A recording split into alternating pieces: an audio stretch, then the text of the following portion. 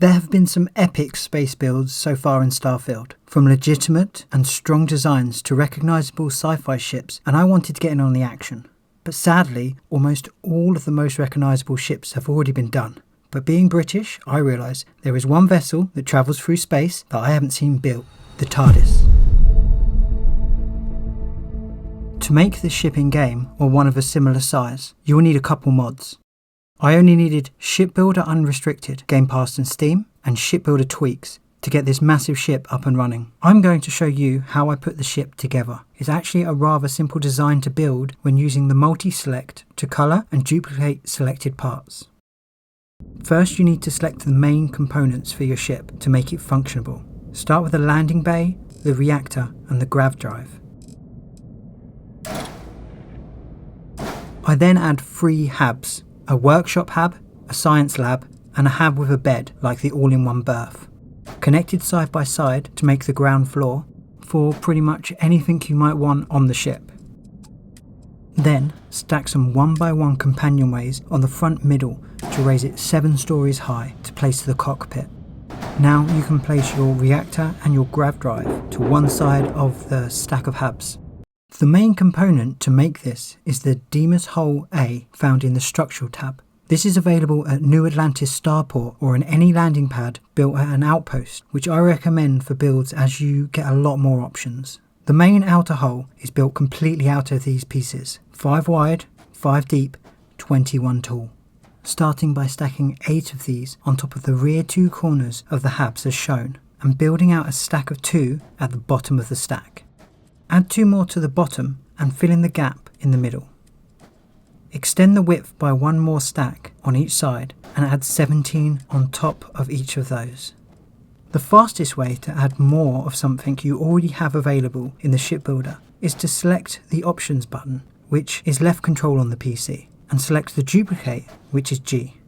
Now you can select the top 20 of these whole pieces by holding left control and clicking each one. Then put your mouse over them and duplicate them. You will need to do this all the way around to make the sides and the front until you have a box. You will need to make sure you leave a gap where the cockpit is sticking out at the very front. For the back, I duplicated and filled it in, but only the top 10 as the rest will be space for the engines. I used 4 Raladyne Supernova 2100 engines on this design, filling the gap between, and then we moved to the bottom. For the landing gears, I slotted under each side 3 Deimos 320CD landing gears, and on the sides at the back, a Nova NG15 landing gear port. This was enough to hold my ship with the mods I was using. Moving on to the top, I placed 1 more of the hull pieces and an Odin 35C shield generator to give it the look of the light. I attached the shield generators here too, as I like the look, but they can be placed inside with the reactor and the grav drive if you choose. I also attached 2 equipment plates and some Deimos spines to mount the weapons on top. For detailing, I switched out the 4th, 5th and 6th hull pieces on the 2nd and 4th stacks for some Shroud Cap B port aft hulls for the TARDIS windows. Added a Nova porthole 3 below the right hand window on the front for the St John ambulance sticker, and 2 below that a Nova Wing STBD for the handles, mirroring it on the other side with the Control Z. You will want to add on a docker somewhere on the outer part of the ship as well. Then I double clicked the ship, which selects the whole ship, then pushed J, which allows you to colour parts of the ship.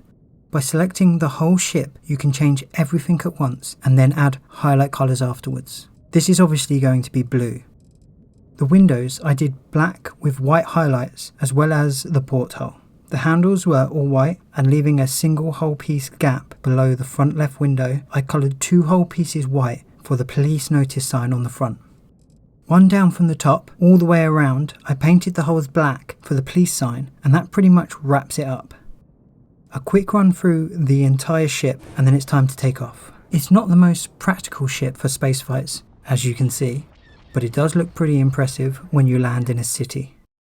Thanks for watching to the end, and I hope this inspires you to build the ships you imagine. If you could hit all the buttons to help me grow the channel more, that'd be really appreciated, and see you in the next video.